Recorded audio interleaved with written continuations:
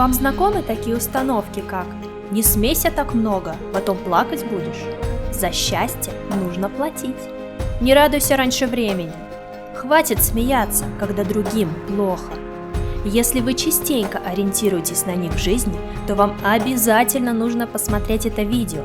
Я расскажу вам, откуда у вас такие установки, почему опасно запрещать себе радоваться и как блокировка положительных эмоций сказывается на вашем здоровье. Мы проведем с вами арт-терапевтическую сессию, которая поможет разблокировать так старательно утаенные эмоции. Мы позволим себе чувствовать и получать от этого удовольствие. Приступим?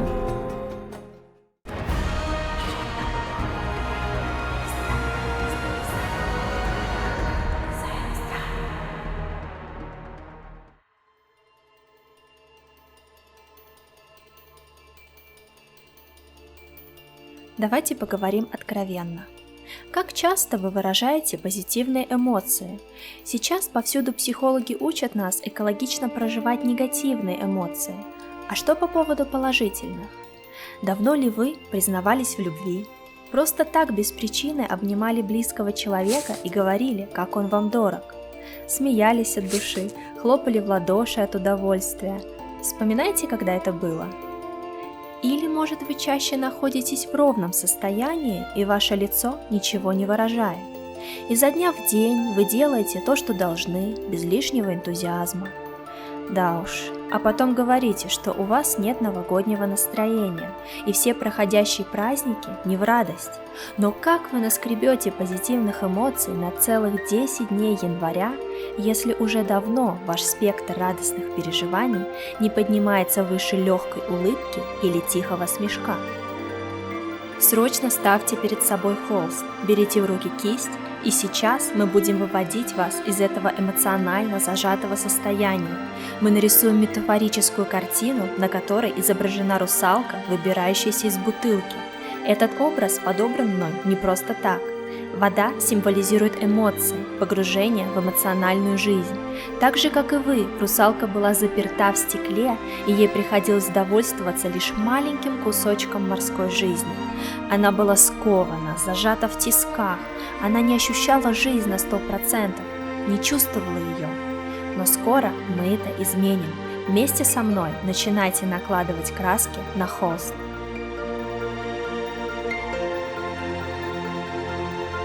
Итак, давайте отыщем корень вашей блокировки. Многие выросли в семьях, где ярко выражать свои чувства и эмоции было не принято. Эмоционально отстраненный родитель, мама или папа, которые вечно заняты, неполноценная семья с финансовыми трудностями. Причины можно перечислять бесконечно. Кстати, причины эти серьезные и оправданные, но от этого не становится легче. В большинстве своем наши родители, и тем более наши бабушки и дедушки, сами жили с запретом на радость и транслировали нам, собственно, то, чему научились сами.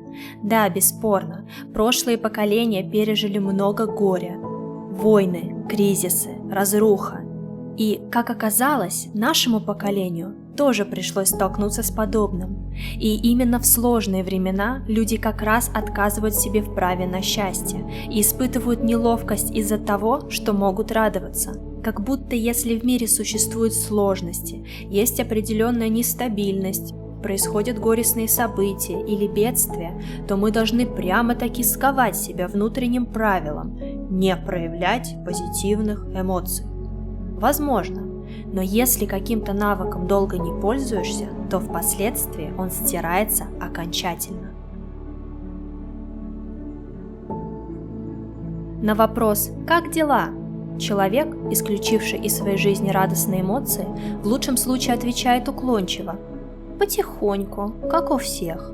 В худшем начинает обстоятельно жаловаться. Он добровольно отказывается от жизненных красок, предпочитая бесцветную предсказуемость.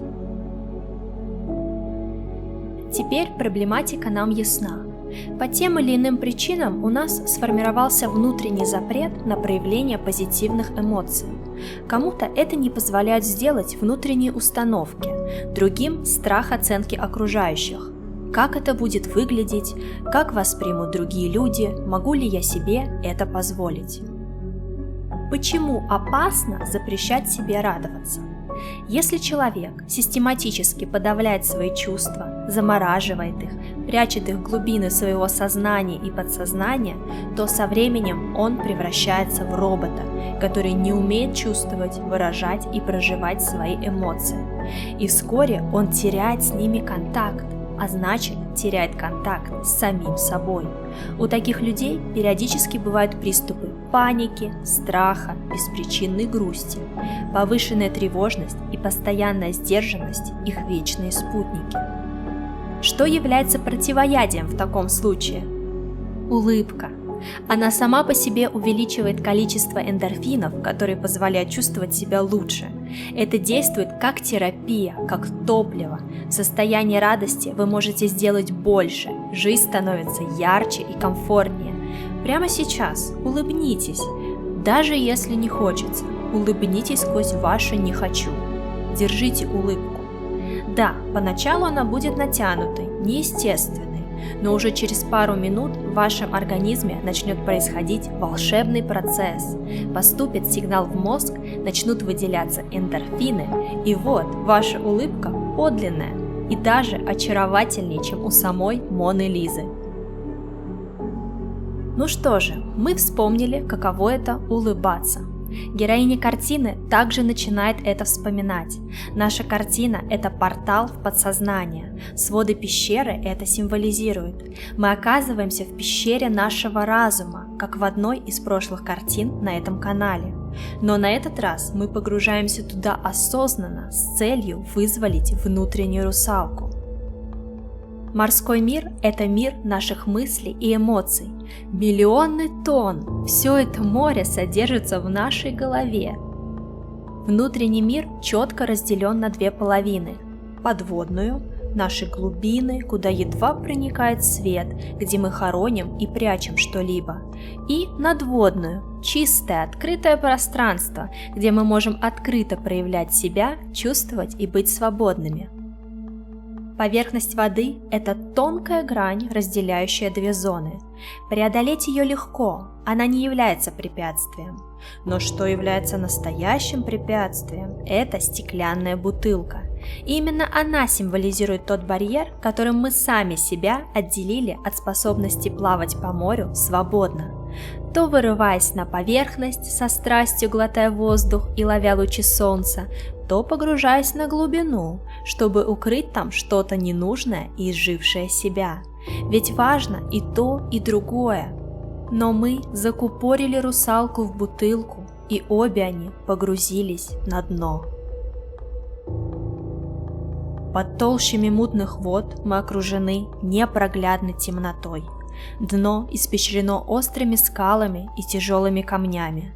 Они так долго лежат неподвижно, что заросли мхом и водорослями. Данные элементы символизируют наши заблокированные, потаенные позитивные эмоции и чувства. Мы забыли, каково это в полной мере чувствовать и проявлять их.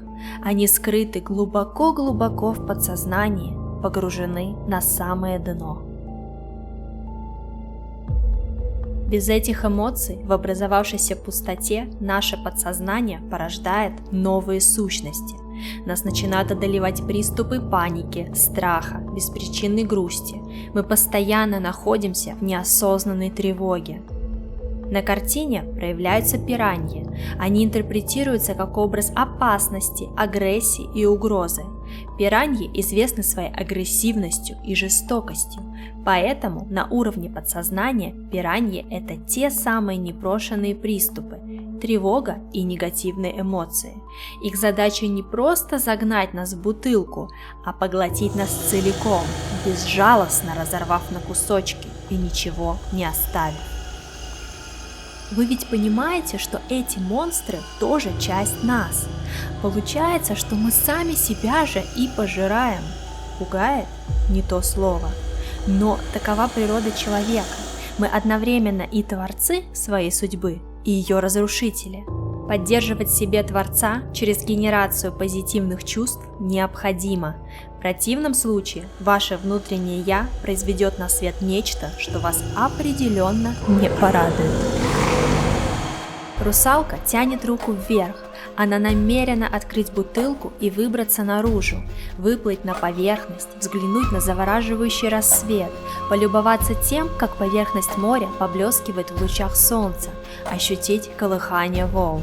Она хочет почувствовать себя живой, открыться радости и свободно передвигаться навстречу приключениям по всему морю на далекие-далекие километры, ведь ее больше ничего не будет сдерживать.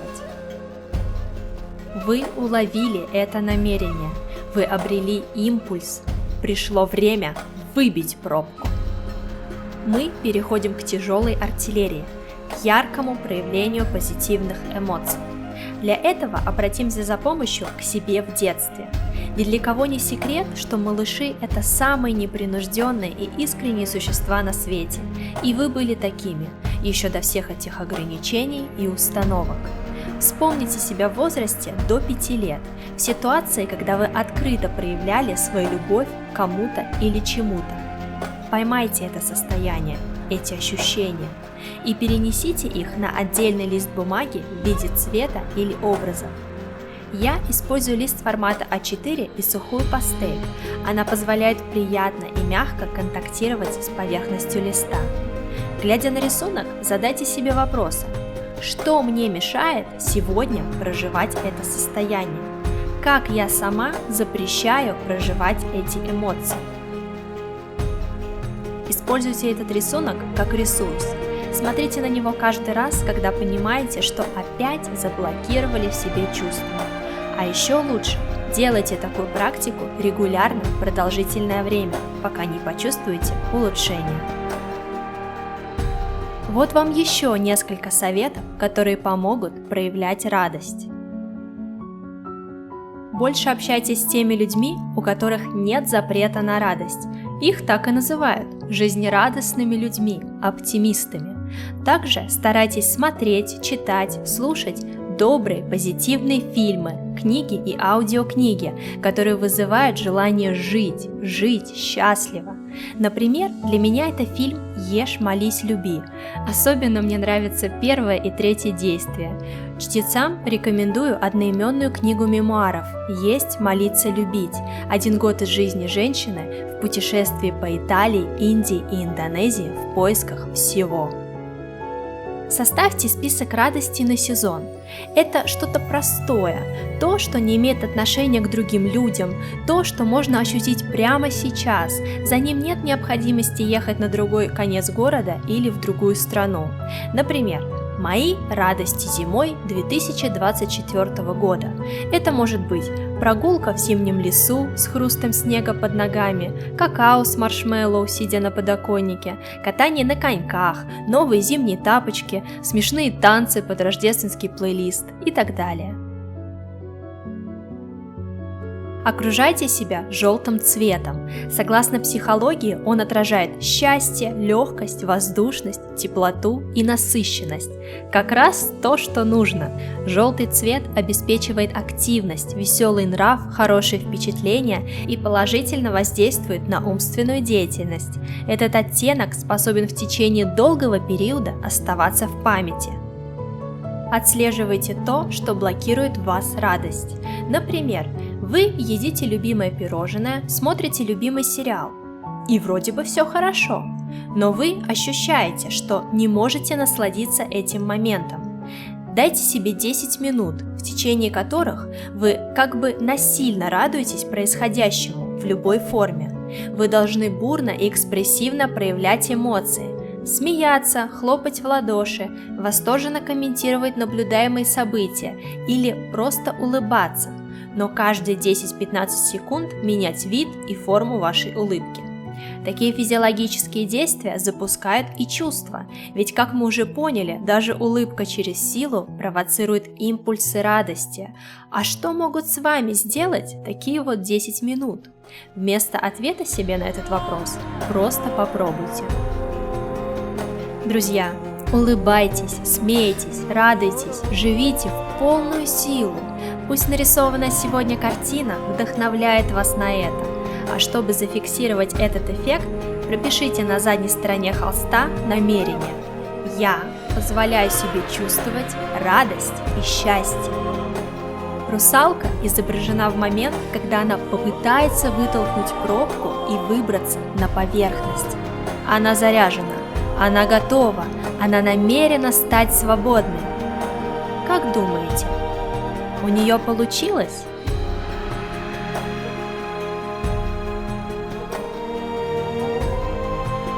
Приглашаю вас подписаться на мой канал, чтобы не пропустить новые видео на похожие и другие актуальные жизненные темы. А также я зову вас обязательно посетить мой телеграм-канал. В нем вы найдете разборы картин из видео, какие материалы использовать, какие цвета смешивать, фото деталей картины в высоком разрешении, на случай, если понадобится референс. А кроме этого, там вы найдете и другие полезные, вдохновляющие практики, чтобы жить свободно и восторгаться каждым днем. Добро пожаловать!